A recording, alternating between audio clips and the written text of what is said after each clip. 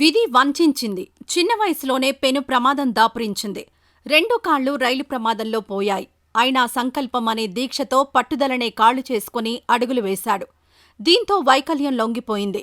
అతని విజయంలో వేడుకయింది. గుంటూరుకు చెందిన గంటా దేవేంద్ర జీవితం అటు దివ్యాంగులకు, ఇటు సకలాంగులకు ఆదర్శప్రాయంగా నిలిచింది. ఆ డీటెయిల్స్ ఏంటో చూద్దాం. గుంటూరుకు చెందిన గంటా దేవేంద్ర ఫిరంగిపురం సచివాలయంలో ప్రస్తుతం డిజిటల్ అసిస్టెంట్గా పనిచేస్తున్నారు. అతనికి 19 ఏళ్ల ప్రాయం. 2005లో రైలు ప్రమాదంలో 2 కాళ్లను కోల్పోయాడు. ఆ భయంకరమైన దుర్ఘటన అతని శరీరాన్ని బలపరిచింది. అయినా అతని ఆత్మవిశ్వాసాన్ని మాత్రం ఏమీ చేయలేకపోయింది. కాళ్లు లేవని నిరాశపడకుండా దేవేంద్ర పట్టుదలతో చదివి ప్రభుత్వ ఉద్యోగం సాధించాడు. 2022లో స్నేహితుడి ప్రోత్సాహంతో స్విమ్మింగ్ను ప్రత్యేక నైపుణ్యంగా మలుచుకున్నాడు. శారీరక వైకల్యాన్ని లెక్క చేయకుండా అతను క్రమం తప్పకుండా స్విమ్మింగ్ చేస్తూ కఠోరంగా శ్రమించాడు. ఏకంగా గోవాలో జరిగిన స్విమ్మింగ్ పోటీల్లోనూ పాల్గొన్నాడు. ఎంతోమందికి స్ఫూర్తిదాయకంగా నిలిచాడు. అలాగే అన్ని అవయవాలు బాగుండి నిరాశలో ఉన్న యువతకు ఒక గొప్ప ఆదర్శమయ్యాడు. అతడు కోల్పోయింది కాళ్లు మాత్రమే, కాని జీవితాన్ని గెలిచే ధైర్యాన్ని కాదు. నేను ఆగకుండా 2 కిలోమీటర్లు ఈదగలను అని దేవేంద్ర చెప్పే మాటల్లో అతని ఆత్మధైర్యం కనిపిస్తోంది. మరి దేవేంద్ర గురించి మీ అభిప్రాయమేంటో కామెంట్లో చెప్పండి. నా పేరు గంటా దేవేంద్ర అన్న. నేను ఫిరంగిపురం 2 సచివాలయంలో డిజిటల్ అసిస్టెంట్గా వర్క్ చేస్తున్నాను. ఫిరంగిపురం మండలం. నాకు 2005లో యాక్సిడెంట్ అయింది, train accident. So both legs cut అయిపోయాయి. నేను 2022 నుంచి స్విమ్మింగ్ నేర్చుకోవడం స్టార్ట్ చేశాను. అది కూడా మా ఫ్రెండ్ ద్వారా వచ్చి ఇక్కడికి చూసి నేర్చుకోవాలనుకున్నాను. ఇక్కడ కోచ్ కాజా అన్నాను, స్టాఫ్ బాగా సపోర్ట్ చేశారు. మీకు స్విమ్మింగ్ నేర్చుకోవాలి అని చెప్పి మీకు ఎందుకు అనిపించింది? అంటే నాకు అసలు యాక్చువల్గా ఇది ఐడియా లేదు సార్ దీని గురించి. సో మా ఫ్రెండ్ ఇట్లా వెళ్తున్నాను అని అంటే వాడితో పాటు వచ్చి జస్ట్ చూశాను. తర్వాత అందరూ చేస్తుంటే దాన్ని బట్టి నాకు కూడా కొంచెం ఇంట్రెస్ట్ వచ్చింది చేయాలని. నేను చేయగలుగుతానా చేయలేనా అని చెప్పి మీరు అనుకున్నారా? ఫస్ట్లో అనుకున్నాను, అందుకే కోచ్ని కూడా అడిగాను. అడిగితే ఏం ఇబ్బంది లేదు, ట్రై చేద్దాం అని అన్నారు. సో కానీ త్వరగానే వచ్చింది. 9 days, అప్రాక్సిమేట్లీ 9 days వచ్చింది సార్. 9 daysలో నార్మల్ నేర్చుకున్నాను. తర్వాత 15 to 1 monthలో ఫ్రీ స్టైల్ వచ్చేసింది. ఇప్పుడు మొత్తం ఎన్ని స్టైల్స్లో చేస్తారు మీరు స్విమ్మింగ్? 3 styles చేస్తున్నాను. ఫ్రీ స్టైల్ ఒకటి చేస్తున్నాను సార్, బ్రెస్ట్ స్ట్రోక్ ఒకటి, బటర్ఫ్లై.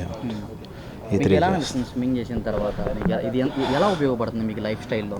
అంటే నాకు యాక్చువల్గా మెయిన్ కాంపిటీషన్స్కి ఒకటి యూజ్ అవుతుంది సార్.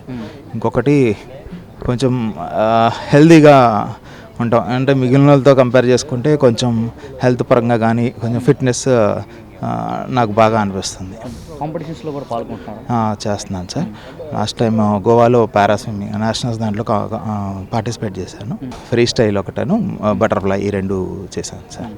మీరు స్విమ్మింగ్ నేర్చుకున్న తర్వాత మిమ్మల్ని చూసి చాలామంది ఇక్కడికి వచ్చే మీతో స్విమ్మింగ్ చేసేవాళ్ళు కానీ లేకపోతే వాళ్ళ పేరెంట్స్, వాళ్ళ ఫ్రెండ్స్ చూసి ఏమని చెప్తున్నారు? మీకు వచ్చి ఏమని అడుగుతారు? ఏం చెప్తారంటే అంటే ఇన్స్పైర్ అవుతున్నామని ఎక్కువ మంది చెప్తారు సార్. వాళ్ళు కూడా చాలా ఇదిగా చేస్తున్నారు నాతో పాటు.